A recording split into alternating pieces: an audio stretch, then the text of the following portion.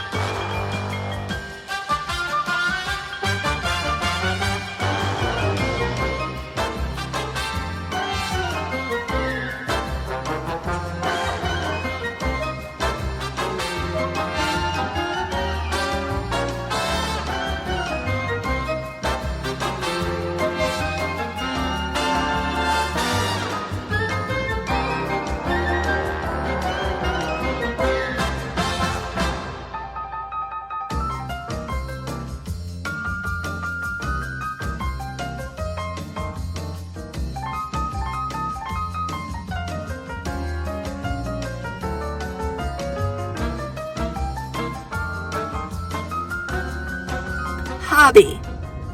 What is a hobby?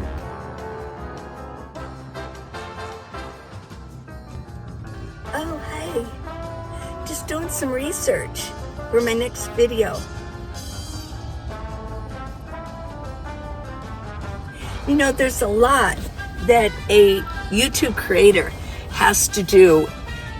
It's not just filming and then uploading it and then moving on to the next one.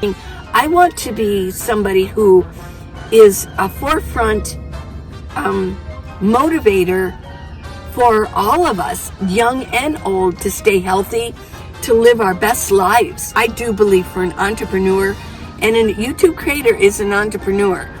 They're creating their own job, that it sort of engulfs all of your life. There's so much. When you're an entrepreneur, you have to do all the accounting. You have to do, just from A to Z, you have to do everything in that business. Mitzi Odin, you asked me if I could use teal. This is about as teal as I can get for you. Teal! Woo! Okay. So yeah, there's so much more involved in being a YouTube creator. You have to organize the whole video before you actually film it, because that's the way the algorithms work. You need to talk about what the film is about, and that kind of helps move it along just a little bit, if that makes sense. You have to get your description. You have to get your hashtags. You have to make your thumbnail. There's all these things. And there's also the fact that you need to research what's going on with YouTube. If you're going to be a successful YouTube creator, you need to keep on top of every new thing going on. And there's always new things going on. And there's always more to learn so you can improve yourself. And that doesn't even include doing the filming, learning new software, things like that. So there's a lot with being a YouTube creator. I'm surprised at how few YouTube nomads, that'd be nomad creators, YouTubers, have serious time-consuming hobbies that they took on the road or developed on the road. Hobby. What is a hobby? What is a hobby? I I don't know, I haven't been much of a hobby person. The definition of a hobby is pursuit outside one's regular occupation, engaged in especially for relaxation. So I will read you the letter that I did receive. It's from, again, Efficient RVer. Yeah, here it looks like river. You know, if I put these on, I might be able to see better, right? Yeah. Okay, I see Efficient RVer. She said, I'm surprised at how few YouTube nomads, that'd be nomad creators, YouTubers, have serious time-consuming hobbies that they took on the road or developed on the road. Well, I totally understand where you're coming from, because the YouTube creators are the ones showing nomad life, right? Well, or what we do is we do van tours, or we interview other nomads, and then they can tell you about their life. But I guarantee you, a good, solid, successful YouTube nomad creator channel, their whole time is consumed with filming, getting the video ready, doing all the bookwork that needs to be done, thinking of new ideas, constantly creating in their mind, learning software, doing the editing, I know that my life is created that way, and I know that theirs is too. So I think that's a reality. That might be why they're not showing some of the hobbies that they might have. But let me go on. Though day-to-day life has plenty of chores, a lot of people seem to park in a spot for 14 days. Well, yeah, that's because we can't drive all the time. I mean, who can do that? Not that many people can waste gas day after day, not at these prices. And they need to, driving all the time, how could you film and create if you're driving all the time? You can't. They wouldn't be able to get the filming done. They wouldn't be able to get the editing done. So there's that explanation. With really nothing unusual or interesting to do. Well, yeah, I think that my life is very interesting, and I'm constantly researching, because my life is interesting because I'm doing what I want to do. Filming is an art. In this art form, this art expression of filming, creating, doing the graphic arts, things like that, there's where my passion is. So I'm doing what I'm interested in. And it says they do their chores, maintenance, hang out, maybe ride an e-bike. I don't do that. Maybe fly a drone. I don't do that. Maybe walk the dog. Well, that has to be done. Maybe redo part of their build, complain about how close someone else is to camp. Well, yeah. And that's about it. Well, basically, here's the reality of a YouTube creator who's a nomad or anybody else. You're seeing what they're showing you. A lot of you have mentioned you're in your van all the time. Well, I'm not, but this is where I film because this is my studio. And it has been and it's windy again today. The sun might be out right now, but it's so windy, which makes my eyes run, makes my nose run. Who wants to be in the wind? I mean, the wind actually is kind of irritating, don't you think? So this winter has been a rough winter for all of us nomads everywhere. It's been a rough winter for anybody. And it's also a rough winter for us nomads. We have to be inside quite a bit. I've been inside quite a bit this winter. And I get it. You guys want to see something new. I'm trying to give you interesting content. But it's rough out there. This winter, it's cold and windy. And yeah, it just is. Okay. Okay, where did I end up? The exception seems to be a handful of sewing machine ladies. Well, sure. And there's non-YouTube creators who sew and embroider and things like that. And mountain climbing guys who keep pretty busy doing their hobbies. I don't count continually trying out restaurants and bars as a major hobby, though people who do it tend to view it as that. Well, no, it's not a hobby going to a restaurant, but when you're a nomad, you might tend to maybe go to more restaurants because maybe you don't feel like cooking a meal, but you want a hot meal, right? Okay, so there's that. I haven't seen one nomad doing astrophotography with a telescope, doing airplane spotting, visiting geodetic survey markers with precision GPS equipment, doing original research on historical events, etc. Well, here's reality. There are nomads doing this, but they don't have a channel and they're not presenting it to you. I'm just going to say that. Nomads who are YouTube creators, they probably don't have the time to do it. Now, I will mention I'm going to get Starlink. Now, I have to learn how to do that. I have to research doing that so that I can get, when I do go out this summer, that I do have internet out there when I'm out and about. Well, you know, there I have to learn that. That's kind of a hobby, isn't it? I'm learning something new. I'm learning about how to point it at the satellites out there. Yeah, so here's my point. When it comes to YouTube creators, we're doing what we do best, and we're filming. And you are getting a taste of what we do, but I guarantee you we don't just film, but I think this is considered our hobby. I really do. And it's an artistic expression, isn't it?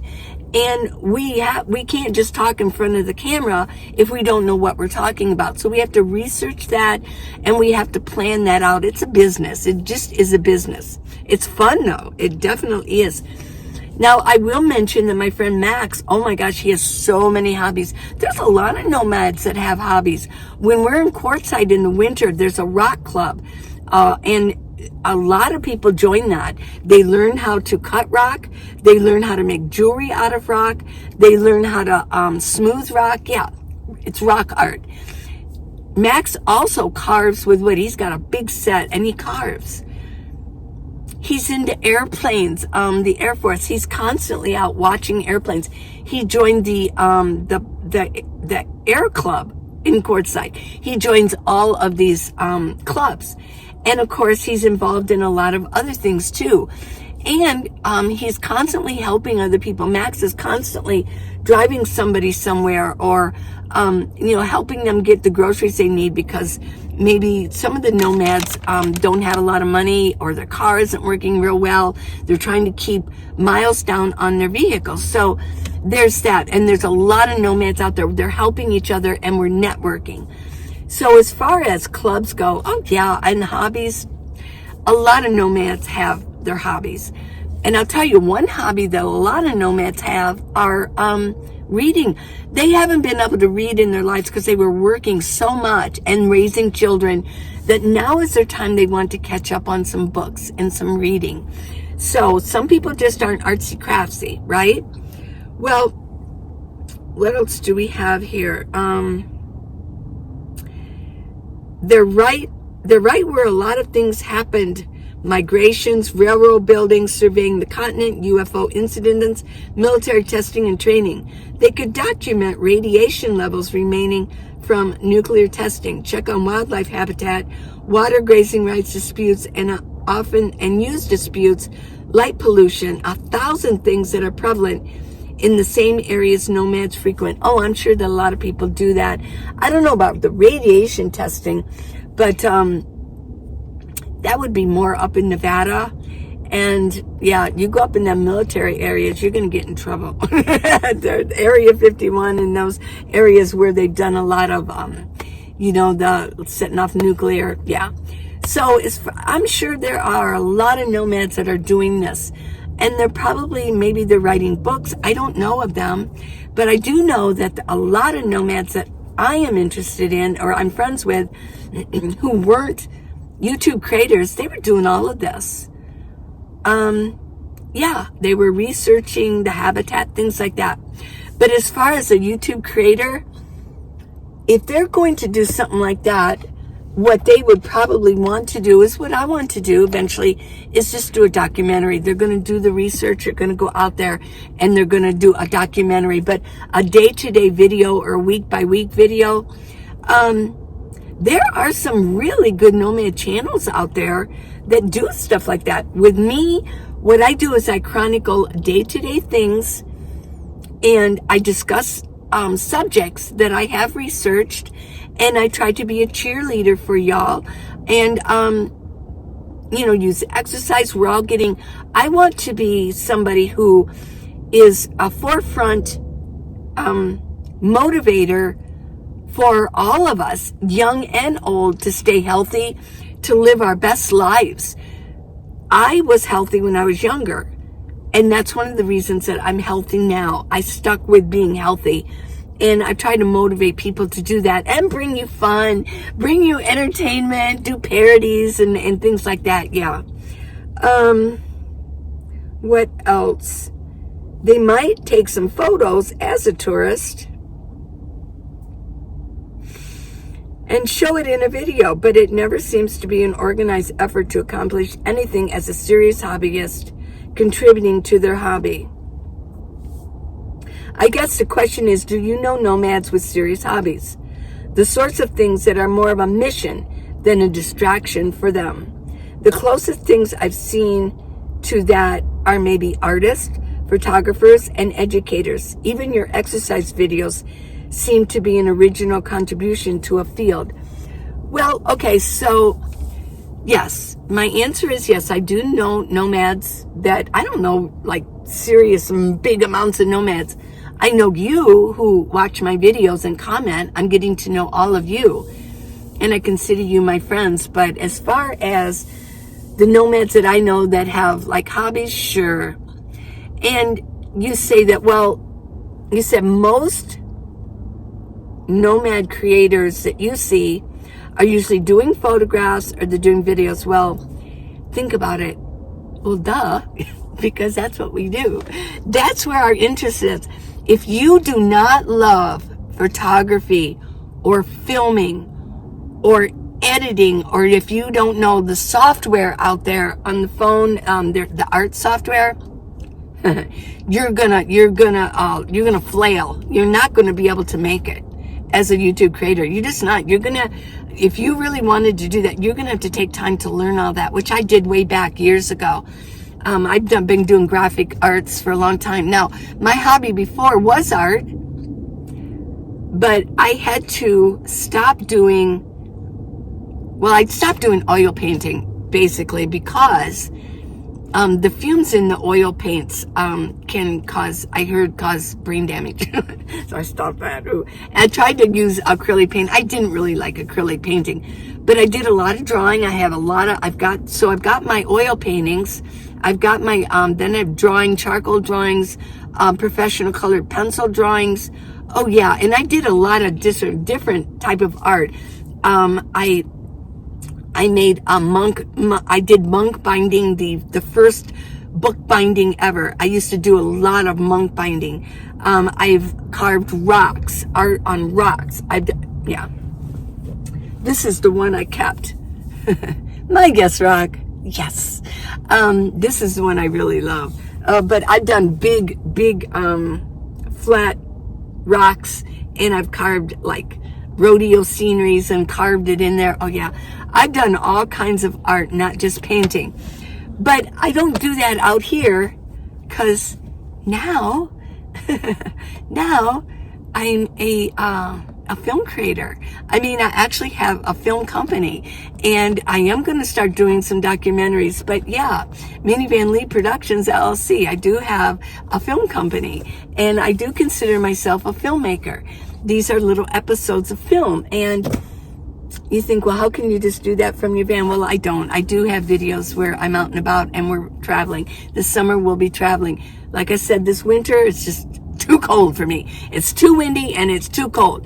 There, I said it. It's just too cold for me right now. So there's my answer to that. I loved your question. Yes, I am glad. If you have hobbies, let me know what your hobbies are. If you're a nomad, let me know what your hobbies are out there. And what do you do during the day? I would guess that when I'm not creating, I might be actually spending time watching a movie or catching up on some sleep.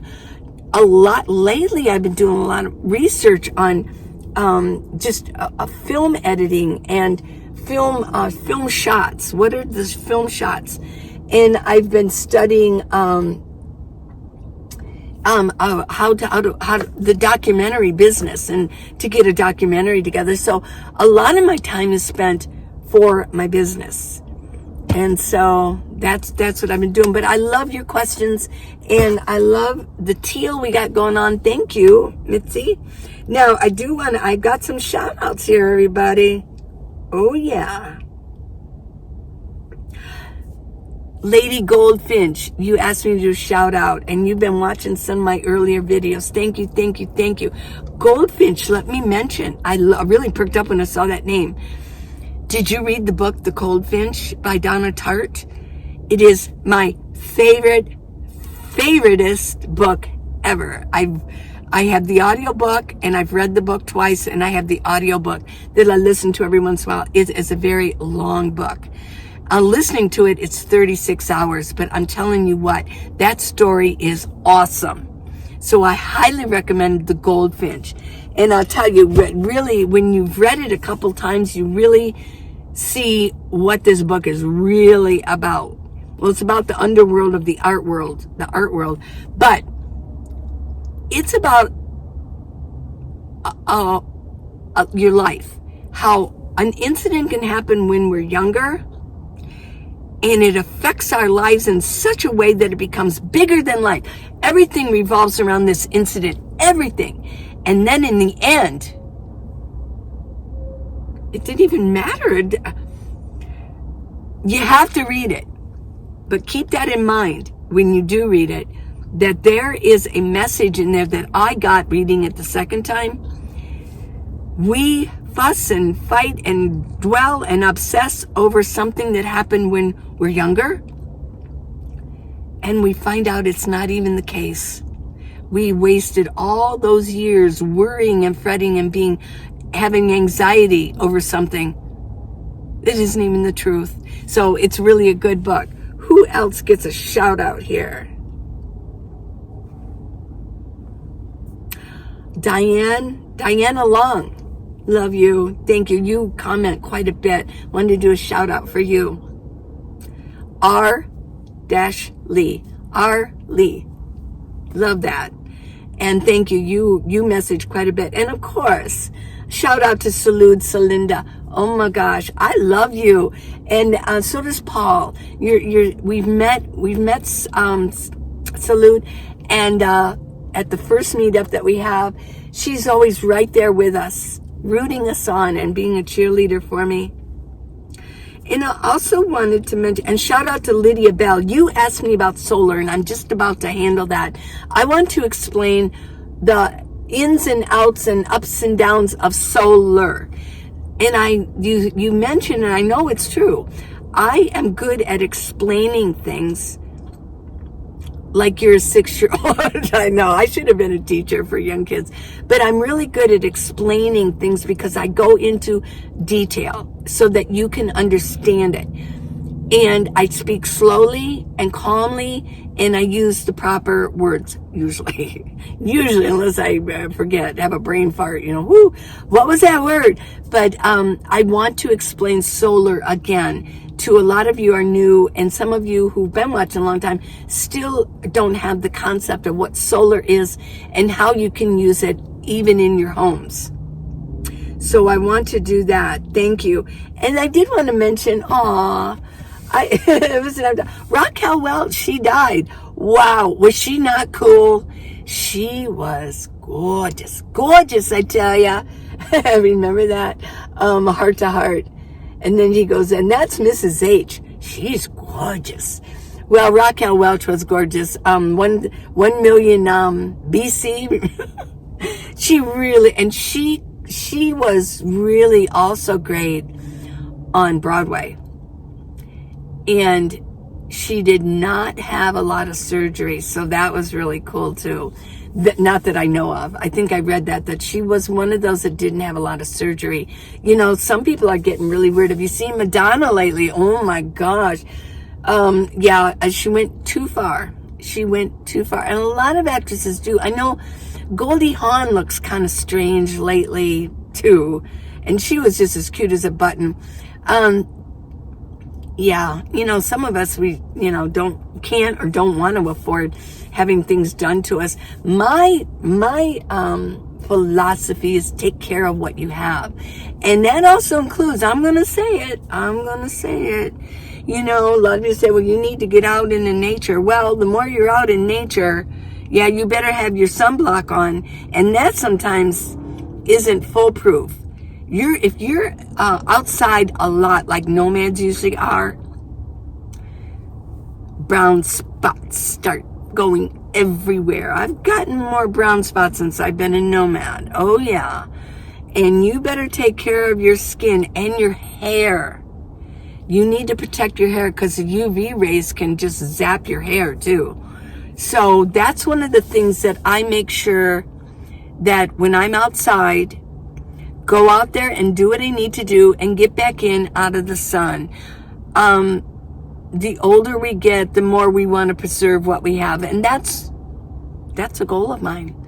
I don't want to look all wrinkled up. I've already spent way too much time outside when I was younger, not thinking, not using my head, and not taking care. So I know when I was in Germany, because I lived in Germany for 2 years when I was young, yeah, I spent almost a whole summer just constantly in the sun. Oh, I wanted this tan. I was in my early 20s. Yeah. Sure, okay, I'm paying for that now. But, yeah. So take care of your skin. And here's just a little reminder. Let's replenish our fluids, okay? Here we go. It has a whistle to it, right? I love you guys. Yeah, the hobbies. And thank you so much for your questions. I love it.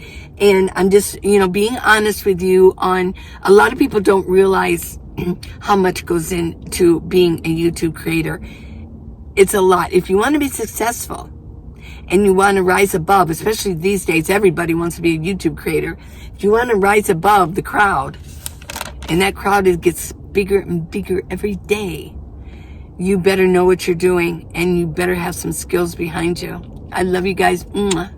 Go to minivanlee.com for my products. It does help support me in my adventures, and it helps me with, because I do spend a good 6 to 8 hours every day on my video. It's a regular job that on my editing and everything. So, but I love it. So, if you want to support me, you don't have to, but if you want to, I've got neck gaiters, glasses, video, exercise videos. Have you seen my exercise videos?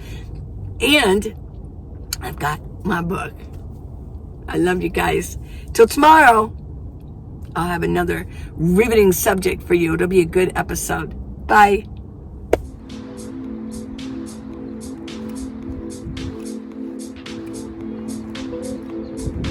Hey, y'all. Let's get some exercising going.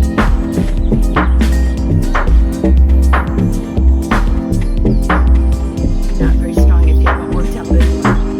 Now bring your shoulders up like this. Let your arms do it.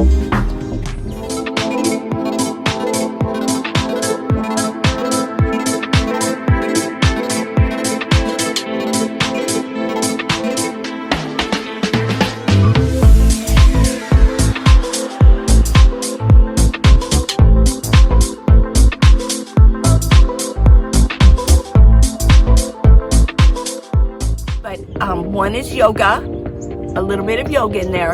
Another one is a little bit of Pilates, and the other one is dancing. Point your toes and lift up. This is your airplane.